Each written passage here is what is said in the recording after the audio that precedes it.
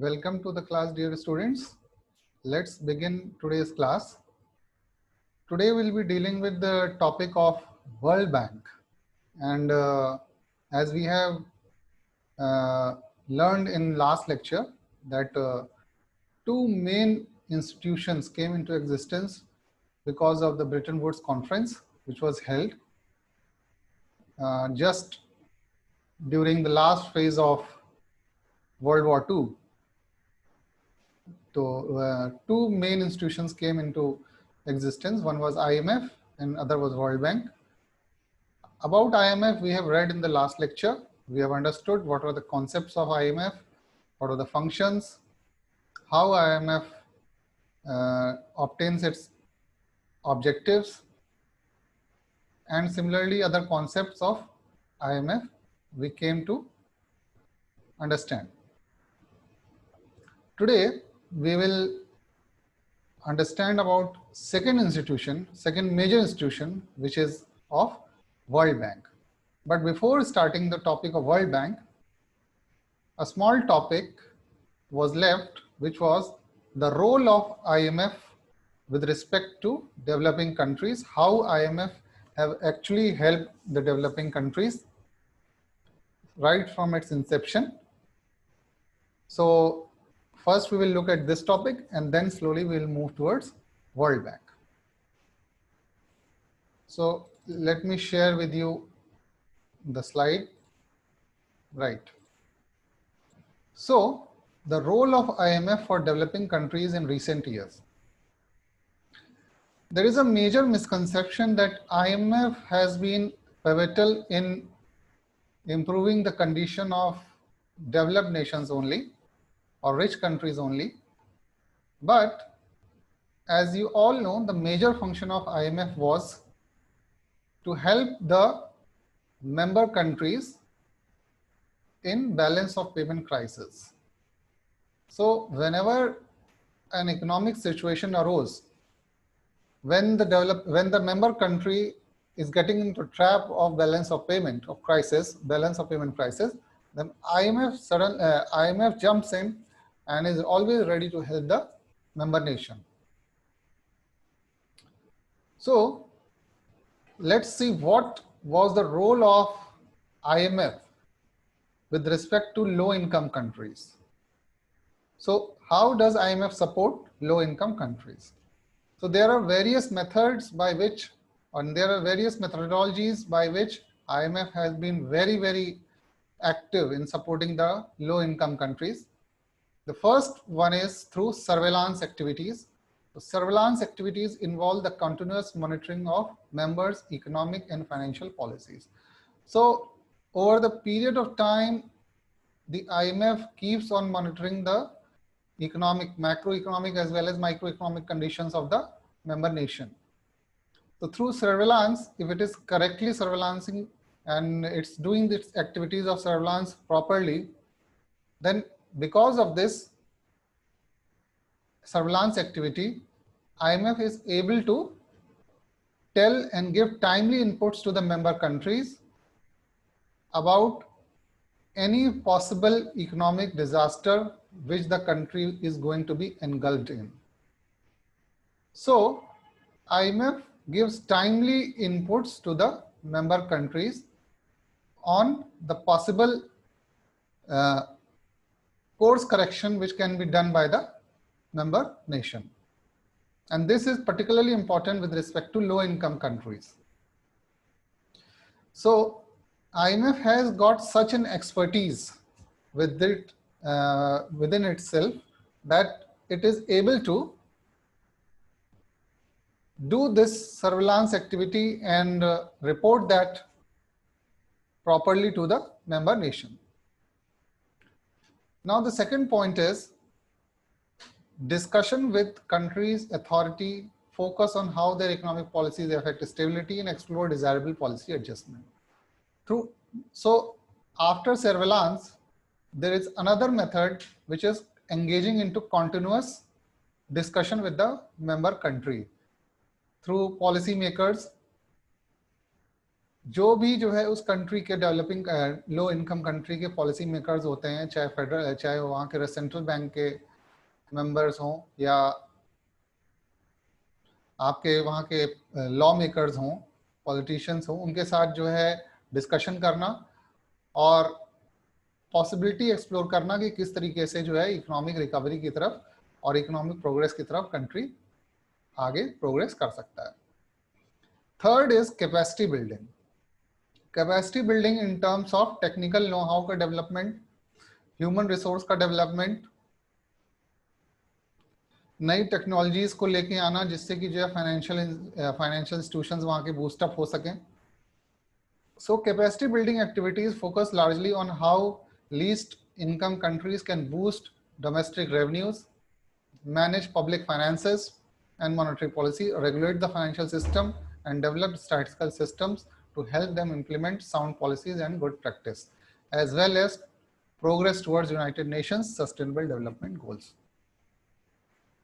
तो capacity building बहुत ज़रूरी होता है, वहाँ का टेक्निकल नो हाउ को डेवलप करना बहुत ज़रूरी होता है, वहाँ पे एक्सपर्टीज डेवलप करना, वहाँ के लोगों को जो है वहाँ पे जो है उस तरीके की एजुकेशन देना या वहाँ पे ऑलरेडी जो एग्जिस्टिंग एक्सपर्ट्स हैं उनको और इक्विप करना नई फंडामेंटल्स से और नई स्टैटिस्टिकल सिस्टम या कंप्यूटर सिस्टम्स, इस तरीके से चीज़ें ERPs लेके आना और एंकरेज करना वहाँ की गवर्नमेंट को कि इसको अडॉप्ट करे, और जो management good practices of management होती हैं उसको अडॉप्ट करना। जब ये सब चीज़ों में IMF हेल्प करता है लो इनकम कंट्रीज़ को, और जब लो इनकम कंट्रीज़ इन सब चीज़ों को अडॉप्ट करते हैं तो फिर उसके बाद जो है जो कंट्री होता है वो स्लोली जो है इकोनॉमिक प्रोग्रेस की तरफ बढ़ता है, और यूनाइटेड नेशंस के जो अपने सस्टेनेबल डेवलपमेंट के गोल्स हैं, जो कि जो है अब पहले 2015 तक के गोल्स थे, अब नेक्स्ट 2030 तक के जो है गोल्स एक्सटेंड किए गए, उसमें कुछ रिवीजन करके, तो उनको भी अटेन करने में जो है हेल्प मिलती है। Which IMF instruments can be used to provide supports to LIC? तो बहुत सारे इंस्ट्रूमेंट्स होते हैं। एक तो जो है general resources account on non concessional terms, इसमें कोई कंसेशन नहीं दिया जाता है, और एक पॉसिबिलिटी होती है कि LIC लीग्स लो इनकम कंट्रीज को जो है आप लोन दे सकें। और IMF also provide concessional financial support through poverty reduction and growth trust. तो IMF का अपना एक PRGT ट्रस्ट बना हुआ है, वो जो है लो इनकम कंट्रीज को कंसेशनल रेट्स पे जो है लोन्स देता है, सो दैट, और उनकी नीड के हिसाब से देता है। जैसे फॉर एग्जांपल कुछ कंट्रीज जो है पॉवर्टी स्ट्रिकन कंट्रीज होंगी जो कि कोस्टल एरियाज पे लाइक करती हैं, तो वहाँ पे अगर आप एग्रीकल्चर से रिलेटेड जो है बहुत ज़्यादा फाइनेंसिंग करेंगे और उनको फाइनेंशियल सपोर्ट करेंगे, वहाँ गेहूँ उगाने के लिए सपोर्ट करेंगे, तो ऑब्वियसली बहुत सक्सेसफुल नहीं होगा। तो उनको फिशरीज से रिगार्डिंग जो है आप फाइनेंशियल सपोर्ट करिए, उसमें टेक्निकल नो हाउ उनका डेवलप करिए, तो उनका जो है इकोनॉमिक डेवलपमेंट हो सकता है। तो टेलर्ड होता है उनका जो है जो भी फाइनेंशियल सपोर्ट होता है, और according to the needs of the member country वो चीज दी जाती है। PRGT has 3 concessional lending facilities। तो poverty reduction and growth trust की 3 कंसेशनल लेंडिंग फैसिलिटीज होती हैं। एक होती है ECF या एक्सटेंडेड क्रेडिट फैसिलिटी, फिर होती है स्टैंड बाय क्रेडिट फैसिलिटी, और फिर होती है रैपिड क्रेडिट फैसिलिटी। तो एक्सटेंडेड क्रेडिट फैसिलिटी में क्या होता है कि सस्टेन मीडियम से लेकर लॉन्ग टर्म एंगेजमेंट किया जाता है, और उस हिसाब से जो है उन लोगों को क्रेडिट दिया जाता है। स्टैंड बाय क्रेडिट फैसिलिटी में होता है financing for LIC with actual और potential short term balance of payment and adjustment needs caused by domestic और एक्सटर्नल शॉक्स और policy slippage can also be used on precautionary basis during times of increase risk and uncertainty. तो ये जो आपका SCF होता है, stand by credit facility, ये short term के लिए होता है। जनरली अगर LIC कंट्री किसी बैलेंस ऑफ पेमेंट क्राइसिस में जो है फंस जाती है, तो उसमें जो है उसको हेल्प किया जाता है। Rapid credit facility, rapid credit facility जो होती है वो rapid financial support as a single upfront pay out for low income countries facing urgent balance of payment needs possible repeated disbursement over a limited period in case of recurring or ongoing balance of payment. तो अगर बार बार उनके साथ ऐसी problem हो रही होती है तो उनको जो है इस तरह की फैसिलिटी प्रोवाइड करने की फैसिलिटी दी गई है। IMF डेवलपिंग नेशंस को इवन नेचुरल कैलामिटीज में भी हेल्प करता है, कोई एपिडेमिक आता है उसमें भी हेल्प करता है। जैसे आज की डेट में अगर कोरोना से अफेक्टेड कंट्रीज हैं तो फिर उसमें भी जो IMF ने बहुत हेल्प किया है। सिमिलरली 2015 में post catastrophe debt relief trust ये चीज सामने आता है और इसके थ्रू जो है बहुत पुअर कंट्रीज को नेचुरल डिजास्टर में हेल्प करने का प्रोविजन किया जाता है। और 2015 में जो इबोला की जो प्रॉब्लम आई थी, जैसे आज की डेट में जो है पेंडेमिक है हमारा कोविड-19 का, तो उसी तरीके से 2015 में एक एपिडेमिक था इबोला का जिसने गिनिया, लाइबेरिया और सीरिया लियोन इसको जो है काफी इफेक्ट किया था। ओरिजिन प्रैक्टिकली यही थी ये कंट्रीज। तो इसमें भी जो इसने 100 मिलियन यूएस डॉलर्स की फाइनेंसिंग की थी और जो है इसमें हेल्प किया था इस एपिडेमिक से बाहर आने के लिए। IMF ने इंडिया के साथ भी जो है बहुत अच्छा एंगेजमेंट रखा है और इंडिया जब 1990s में बैलेंस ऑफ पेमेंट क्राइसिस में जो है एकदम से उसकी बैलेंस ऑफ पेमेंट की क्राइसिस की प्रॉब्लम में फंस गया था, तो वहां पे भी IMF ने इंडिया की बहुत हेल्प की थी। और जाहिर सी बात है ये हेल्प जो है वन साइडेड नहीं थी। IMF ने बहुत सारी सर्टेन कंडीशंस भी लगाई थी वो बैलेंस ऑफ पेमेंट क्राइसिस में इंडिया की हेल्प करने के लिए, जिसमें से one of the major provisions था कि इंडिया आपसे जो है अपना रेस्ट्रिक्टेड इकोनॉमी जो थी इंडिया की, यानी कि जो है फ्री इकोनॉमी नहीं थी, एक कंट्रोल्ड इकोनॉमी थी। तो कंट्रोल्ड इकोनॉमी से एक फ्री इकोनॉमी की तरफ बढ़ना, उसके लिए बहुत सारे प्रोविजंस किए गए थे, जिसमें से लिबरलाइजेशन, प्राइवेटाइजेशन, ग्लोबलाइजेशन का एरा यहाँ से ही शुरू होता है। तो IMF ने बहुत सारी शर्तें रखी थी और उसके बदले में जो है इंडिया को जो है बहुत बैलेंस ऑफ पेमेंट क्राइसिस से निकलने के लिए उसने लोन फैसिलिटी प्रोवाइड की थी। तो practically repayment of all loans taken from IMF has been completed on May 31, 2000। तो हमने 2000 तक जो है IMF का सारा लोन पे कर दिया था और इंडिया इफेक्टिवली अब IMF का एक अच्छा कंट्रीब्यूटर हो चुका है, जो हम लोग ने अपने लास्ट लेक्चर में देखा था कि इंडिया का शेयर जो है IMF कंट्रीब्यूशन है वो भी अब बढ़ गया है। IMF ने जॉर्डन में भी जो है काफी हेल्प की थी। जॉर्डन देखिए यहाँ पे आपको दिख रहा होगा डायग्राम में, एक छोटा सा कंट्री है just adjacent to Saudi Arabia, Mediterranean sea के बगल में है एकदम। तो ईयर 1989 में जॉर्डन एक सिविल वॉर के थ्रू जो है गुजर रहा था और वहां मेजर इकोनॉमिक रिसेशन आ गया, प्लस इराक और कुवैत का जो फर्स्ट गल्फ वॉर था वो भी उसी टाइम पे लगभग शुरू हो रहा था और बहुत सारे जॉर्डेनियन सिटीजन्स थे जो कि जो है कुवैत से वापस जॉर्डन की तरफ आ रहे थे, क्योंकि जो है इराक ने कुवैत के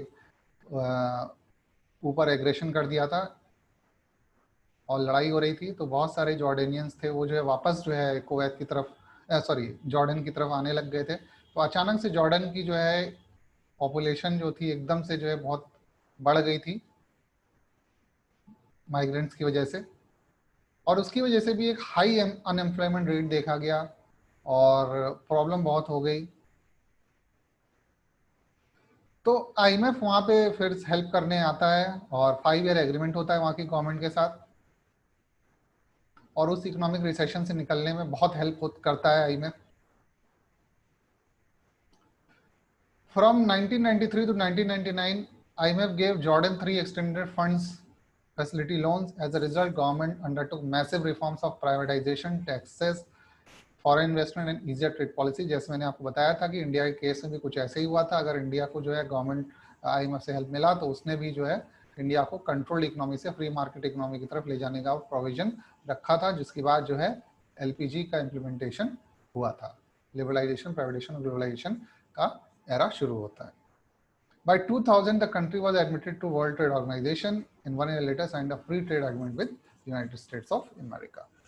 तो इस तरीके से हम देखते हैं कि IMF का काफ़ी रोल रहा है डेवलपिंग कंट्रीज़ के लिए, चाहे वो इंडिया का केस रहा हो, चाहे वो जॉर्डन का केस रहा हो, चाहे वो ब्राज़ील का भी केस रहा हो, और चाहे वो लो इनकम कंट्रीज़ जैसे हमने देखा गिनिया, सेरेलियोन और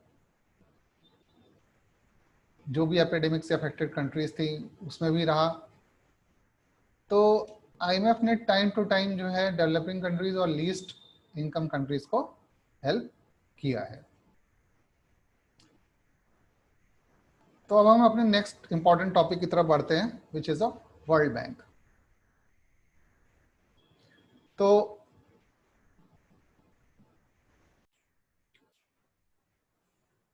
as we all know that World Bank was one of the two major institutions which came into existence in Bretton Woods Conference. So World Bank क्या है? World Bank is an international financial institution that provides loans and grants to governments of poorer countries for the purpose of pursuing capital projects.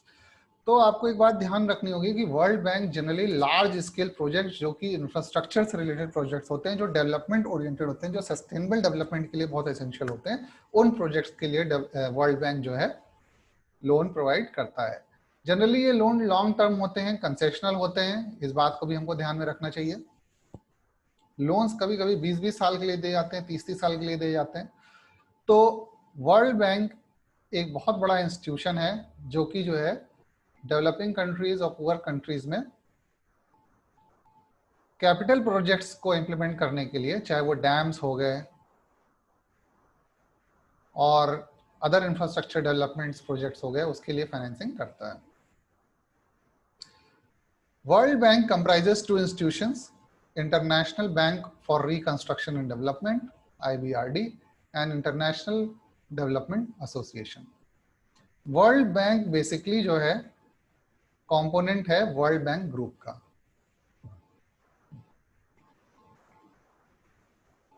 World Bank Group क्या है? World Bank Group is an extended family of 5 international organizations and the parent organization of World Bank. A collective name given to the first two listed organizations, IBRD and IDA. इसका मतलब है world Bank group जो है वो 5 institutions जो हैं उनका एक ग्रुप है, समूह है। International Bank for Reconstruction and development, international Development association, international finance corporation, multilateral investment guarantee agency, international centre for settlement of investment disputes. तो ये सारे के सारे इंस्टीट्यूशंस जो 5 इंस्टीट्यूशंस हैं, ये सब मिलके, सारे ऑर्गेनाइजेशन 5 मिलके वर्ल्ड बैंक ग्रुप कहलाता है।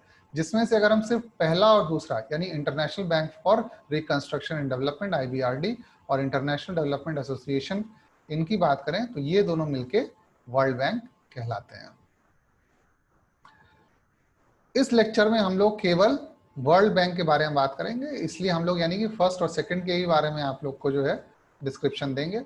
बाकी international financial corporation, multi lateral investment guarantee agency और ICSID के बारे में डिस्क्रिप्शन हम लोग नहीं देखेंगे।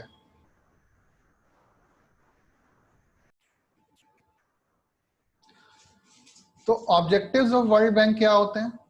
वर्ल्ड बैंक का ऑब्जेक्टिव क्या है?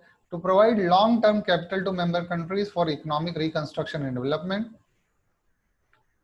दूसरा है to induce long term capital investment for assuring balance of payment equilibrium, यानी कि निगेटिव नहीं होना चाहिए और क्राइसिस में नहीं फंसना चाहिए। And balance development of international trade.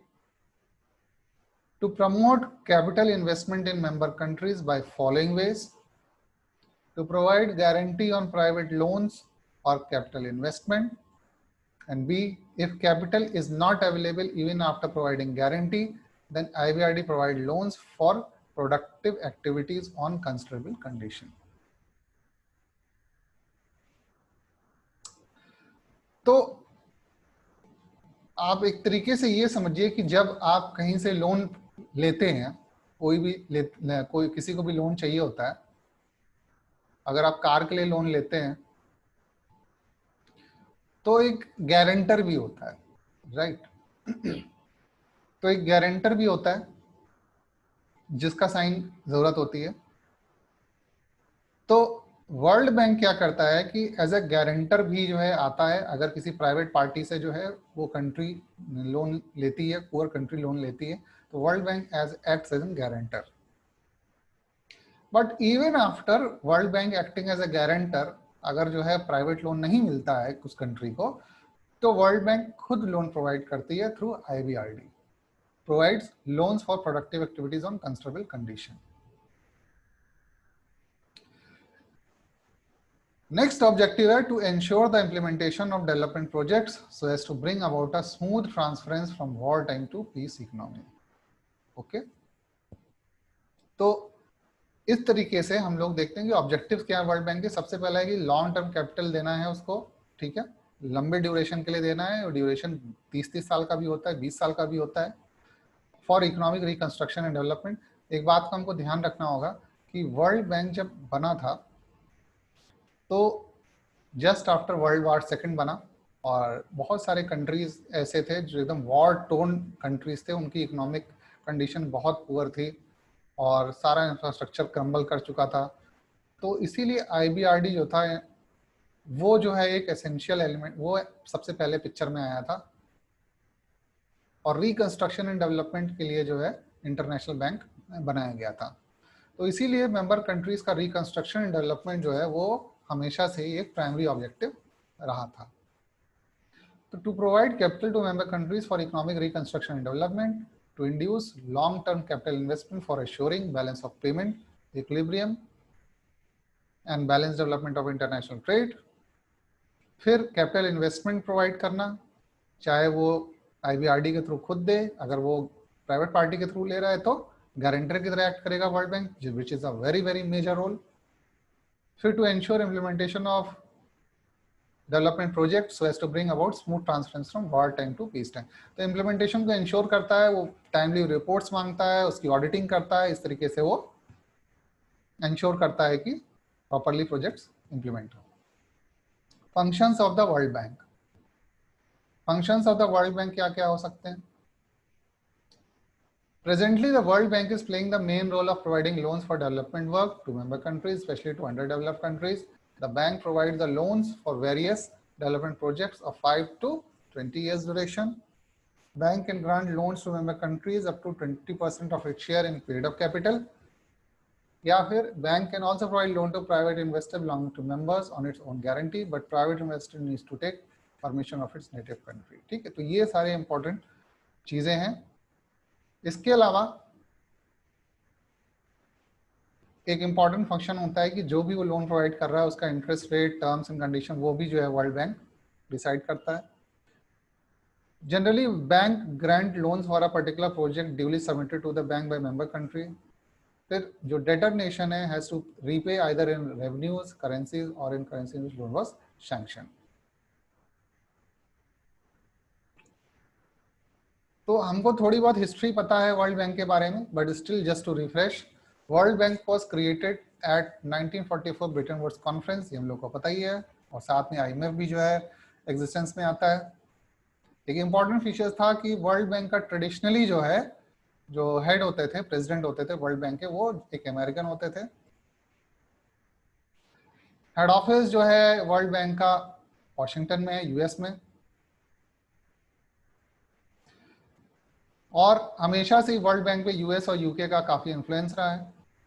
The intention behind founding of World Bank was to provide temporary loans to low-income countries. ये भी हम लोगों ने देख लिया था, समझ लिया था।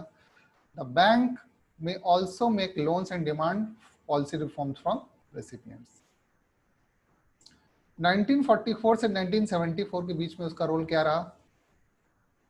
स्लो स्टार्ट हुई क्योंकि शुरू में लीडरशिप को लेके काफी स्ट्रगल होती रही, बहुत सारी चीजों पे जो है एग्रीमेंट नहीं हो पाता था। 1947 में मार्शल प्लान आया।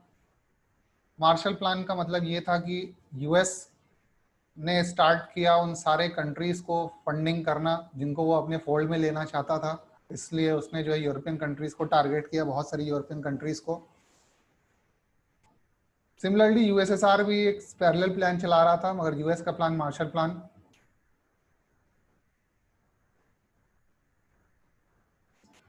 तो फिर faced with this competition the World Bank shifted its focus to non European countries.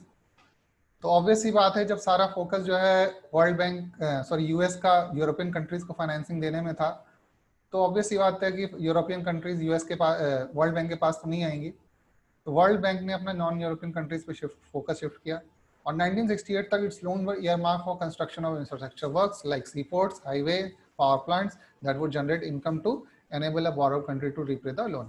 तो as we all know कि वर्ल्ड बैंक जो है इंफ्रास्ट्रक्चर से रिलेटेड प्रोजेक्ट्स पे ज़्यादा जो है फाइनेंसिंग करता था, तो उसने फाइनेंसिंग करना शुरू किया और उन सारे एरियाज में फाइनेंसिंग किया ताकि जो है जो भी कंट्रीज जो है पावर प्लांट्स में, सी पोर्ट्स में, हाईवेज बिल्डिंग में, इन सब में जो है डेवलपमेंट कर रही हैं, तो वो लेटर ऑन उनका यूज़ करके, इफेक्टिवली यूज़ करके वो अपनी इकोनॉमी को रीजनरेट कर सके और अपना लोन रीपे कर सके। 1974 से 80 तक क्या स्टोरी रही? 1974 to 80 the bank concentrated on meeting basic needs of the people in developing world. The size and the number of loans to borrowers was greatly increased as loan targets expanded from infrastructure to social service and other sector. तो infrastructure से shifting शुरू हो गई social service और दूसरे sectors पे भी world bank loan देना शुरू कर देता है। 80 से 89 तक क्या रहा सिनेरियो कि जो वर्ल्ड बैंक ने ये भी शुरू कर दिया कि अगर कोई third world country, third world का मतलब होता है which is not in the fold of US, which is not in the fold of USSR, जो नॉन अलाइंड कंट्रीज हैं, बेसिकली जो है इन सारे कंट्रीज को, जो नॉन अलाइंड कंट्रीज थी, उनको जो है अगर कोई डेट है उनका, तो उनकी भी सर्विसिंग के लिए जो है लोन प्रोवाइड करना शुरू कर दिया और उनकी पॉलिसीज में स्ट्रक्चरल एडजस्टमेंट के लिए एडवाइस करने लग गया और उसमें उनकी इकोनॉमी को स्ट्रीमलाइन करने की कोशिश होने लग गई। जो स्ट्रक्चरल एडजस्टमेंट की बात यहाँ कही जा रही है, वो स्ट्रक्चरल एडजस्टमेंट जो था वो काफी लेवल पे था, उनकी पॉलिसी पे था, फ्री मार्केट इकोनॉमी को प्रमोट करने के लिए था। तो इस चक्कर में हुआ क्या, कंपटीशन, प्राइवेटाइजेशन भी एक उसमें से एक मेजर था, पॉइंट था। तो स्ट्रक्चरल एडजस्टमेंट जिस चीज को कहा जाता है उसमें प्राइवेटाइजेशन, एफिशिएंसी इंप्रूवमेंट के नाम पे प्राइवेटाइजेशन और ये सारी पॉलिसीज इंप्लीमेंट करवाई जाती थी। तो World Bank was quite bullish और उसकी वजह से प्रॉब्लम्स क्या हुई बहुत सारे Asian, Latin American, African countries में, कि वहाँ की जो सोसाइटी थी, वहाँ की जो ऑलरेडी एग्जिस्टिंग सिस्टम था, वो इस न्यू सिस्टम से बहुत ज़्यादा एडजस्ट नहीं कर पाया और अचानक से जो है वहाँ पे जो हम लोग को पैरामीटर्स होते हैं जज करने का कि हमारा पॉलिसीज जो हमने इम्प्लीमेंट की वो सही है कि नहीं, चाहे हेल्थ से रिलेटेड हो गया, चाहे एजुकेशन से हो गया, तो उसमें reduced health, nutritional values, educational levels, ये सारे जो है बहुत ही रिड्यूस्ड हम लोग को दिखाई देते हैं। तो ये एक बेसिक प्रॉब्लम थी कि अगर हर जगह सेम फॉर्मूला जो है वर्ल्ड बैंक लगाने की कोशिश करता था तो हर जगह सक्सेसफुल नहीं होता था। 1989 से प्रेजेंट सिनेरियो क्या है? World Bank has put various additional policies into effect to preserve the environment while promoting development. तो एनवायरनमेंट पे भी वर्ल्ड बैंक ने काफी फोकस किया है। ब्राजील के अमेजन फॉरेस्ट में डिफॉरेस्टेशन को लेके काफी एक्शन लिया, उस पर फाइनेंसिंग की गई और वहां पे भी जो है उसको प्रिजर्व करने की काफी कोशिश की गई। World Bank tries to control communicable diseases such as malaria, delivering vaccines to several parts of the world and joining combat forces. UN के सस्टेनेबल गोल्स में भी जो है वर्ल्ड बैंक का काफी जो है हेल्प रहा, योगदान रहा और उसमें भी जो है, जैसे for example in 2000 the bank announced war on AIDS, in 2019 bank joined stop tuberculosis partnership. World bank as we have discussed in previous slides कि दो मेजर इंस्टीट्यूशन से मिलके बनता है, one is IBRD and one is IDA. IBRD के 189 members हैं, IDA के 173 members हैं और each member state of IBRD should also be member of IMF and only members of IBRD are allowed to join other institutions within bank such as IDA. पहले आपको IBRD का member होना पड़ेगा और जब आप आईबीआरडी के member बनते हैं तभी आप बाकी सारे वर्ल्ड बैंक ग्रुप के मेंबर्स बन सकते हैं और आईडीए के मेंबर भी बन सकते हैं। करंट सिनेरियो में वोटिंग पावर देखा जाए, जैसे हम लोग ने आईएमएफ का जो रिफॉर्म्स देखा था उसी तरीके से वर्ल्ड बैंक में भी रिफॉर्म्स हुए और धीरे धीरे वोटिंग शेयर जो है, यानी कि आप किसी भी पॉलिसी डेवलपमेंट होता है तो उसमें कंट्री का जो है से और इम्पोर्टेंस ज़्यादा होती है जब आपका वोटिंग शेयर ज़्यादा होता है। तो in 2010 voting powers at world bank were revised to increase the voice of developing countries, notably China, और इंडिया का भी इंक्रीज हुआ। तो मोस्ट पावरफुल तो ऑब्वियसली यूएस, जिसका वोटिंग राइट 15.85% है, फिर जापान, फिर चाइना थर्ड नंबर पे, फिर Germany, UK, France. India 7 number पे आता है 2.91% पे। तो इस तरीके से बहुत सारा रिफॉर्म्स किया गया और इंडिया के voting rights along with other developing nation बढ़ाए गए।